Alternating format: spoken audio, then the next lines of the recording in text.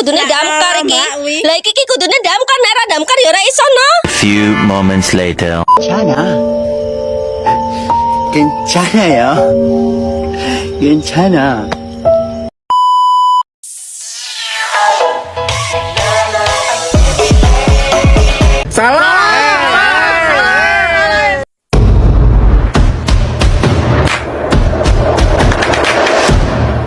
Everybody asking how we doing, say we good. Don't need no one to tell me how to live just like they would. It ain't their business, but they in it. I don't know why. Revolved around my life after I found another. Assalamualaikum warahmatullahi wabarakatuh. Perkenalkan, nama saya Indri Dulistari dari Program Studi Pendidikan Ekonomi Fakultas Ilmu Pendidikan Universitas Nurul Huda. Baiklah, pada video kali ini saya akan membahas tentang pengertian piutang usaha, jenis-jenis piutang usaha, dan pengakuan piutang usaha. Untuk lebih jelasnya, pada simak video ini sampai akhir. Piutang usaha. Pengertian piutang usaha. Piutang merupakan klaim suatu perusahaan pada pihak lain. Hampir semua entitas memiliki piutang kepada pihak lain, baik yang terkait dengan transaksi penjualan atau pendapatan maupun merupakan piutang yang berasal dari transaksi lainnya. Adapun sifat-sifat daripada piutang, yaitu yang pertama, piutang lancar, yaitu jangka waktu piutang tersebut tidak lebih dari satu periode akuntansi. Yang kedua, ada piutang tidak lancar, yaitu jangka waktu piutang tersebut lebih dari satu periode akuntansi. Yang selanjutnya yaitu jenis-jenis piutang. Di sini jenis-jenis piutang ada 3, yaitu yang pertama piutang usaha atau account receivable, merupakan piutang yang terjadi karena adanya penjualan kredit. Hal tersebut muncul sebagai hasil dari membeli barang atau jasa secara kredit, dan secara umum periode pembayarannya berkisar dari 1 hingga 2 bulan. Yang kedua yaitu ada piutang wesel atau notes receivable, merupakan jenis piutang yang memiliki bentuk fisik surat formal, di mana pinjaman ini memiliki tagihan antara 2-3 bulan. Apabila pelunasan hutang dilakukan dalam kurun waktu tersebut, tidak akan dikenakan bunga. Namun, jika debitur meminta perpanjangan periode pembayaran, bunga akan dikenakan sesuai dengan perpanjangan per bulan yang diminta. Dan yang ketiga, ada piutang lain-lain atau other receivable. Piutang ini adalah tipe yang lebih luas karena mencakup piutang bunga, piutang gaji, piutang karyawan, dan restitusi pajak. Karena sifatnya yang luas, catatan dapat dilaporkan secara terpisah di neraca. Dan selanjutnya ada pengakuan piutang dagang atau piutang usaha, recognition of account receivable. Dalam hal transaksi yang terjadi, jumlah piutang yang akan diakui tergantung dari harga pertukaran di antara kedua belah pihak. Harga pertukaran tersebut adalah besarnya hutang dari yang berhutang, pelanggan atau peminjam, dan hal ini akan didukung oleh bukti atau faktur atas transaksi tersebut. Faktur sering digunakan sebagai alat pengukuran, namun hal tersebut sering menjadi kendala dalam penentuan harga pertukaran. Kesulitan yang dihadapi dalam penentuan harga pertukaran terletak pada jika ada potongan dagang dan potongan tunai. Dalam pengakuan piutang dagang terdapat 2 metode yang digunakan, yaitu metode kotor atau gross method yang dicatat total penjualan meski ada syarat potongan penjualan dan diskon jika membayar tidak melebihi waktu yang ditetapkan. Yang kedua, ada metode bersih atau net method yang dicatat penjualan bersih setelah dikurangi potongan penjualan nantinya.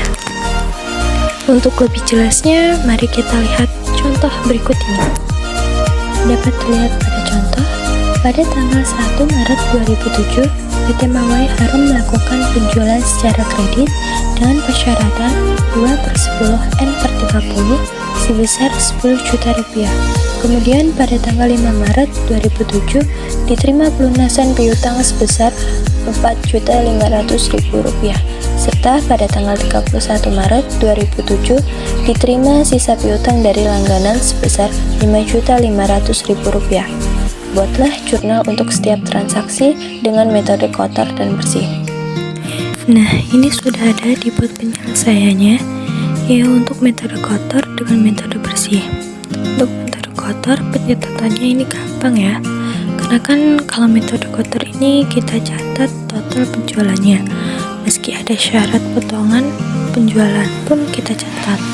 Nah, kita lihat ketika terjadi penjualan pada 1 Maret 2007, PT Mawar Harum sudah melakukan pencatatan. Kalau PT Mawar Harum mencatat dengan menggunakan metode kotor, maka akun pada saat penjualan yaitu piutang dagang sebesar 10 juta dan penjualan sebesar 10 juta. Artinya, piutang dagangnya bertambah 10 juta, penjualannya bertambah 10 juta. Itu untuk metode kotor. Nah, kalau untuk metode bersih, kita lihat tadi kan katanya di sini total metode bersih itu dicatat penjualan bersih setelah dikurangi potongan penjualan. Kalau di metode bersih ini jumlah penjualannya ini tadi sudah dikurangi dengan syarat penjualan ataupun potongan penjualan. Ini kan tadi ada 2/10. Nah, berarti ada 2% sehingga 2% dari 10 juta itu kan 200.000. Jadi 10 juta dikurang 200.000 hasilnya 9.800.000. Untuk metode bersih pencatatannya berbeda dengan metode kotor. Jumlahnya atau nominalnya itu 9.800.000 untuk piutang dagang dan penjualan 9.800.000. Nah, selanjutnya untuk saat penerimaan sebagian pelunasan piutang, kan pada tanggal 5 Maret 2007 diterima sebagian pelunasan piutang.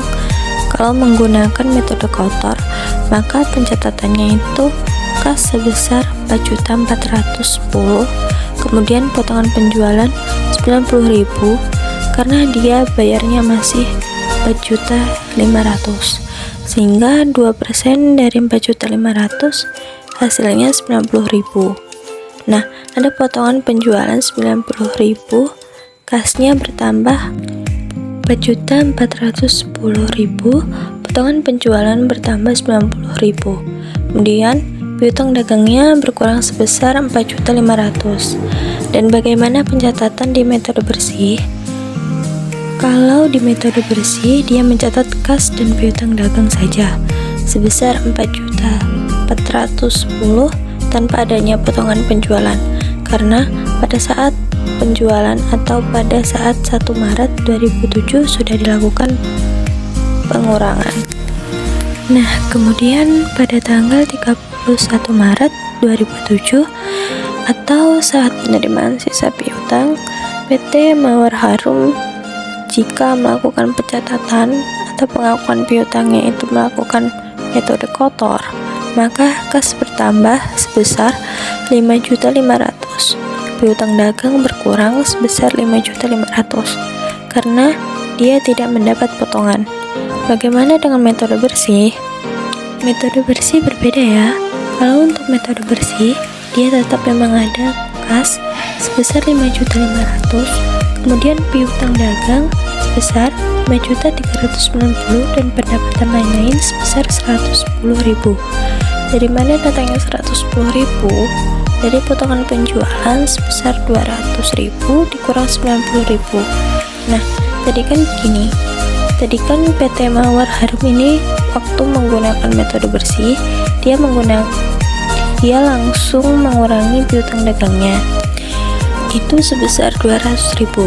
Padahal si pembeli melakukan pembayaran dalam 2 kali pelunasan, sehingga sebenarnya potongannya itu yang diterima oleh pembeli hanya 90.000. Nah, tadi kan sudah dipotong langsung 200.000, sehingga 200.000 dikurang 90.000 karena hanya 90.000 sebenarnya potongan penjualannya, sehingga itu menjadi timbul akun pendapatan lain-lain sebesar 110.000. Baiklah, mungkin itu saja pembahasan kita pada video kali ini.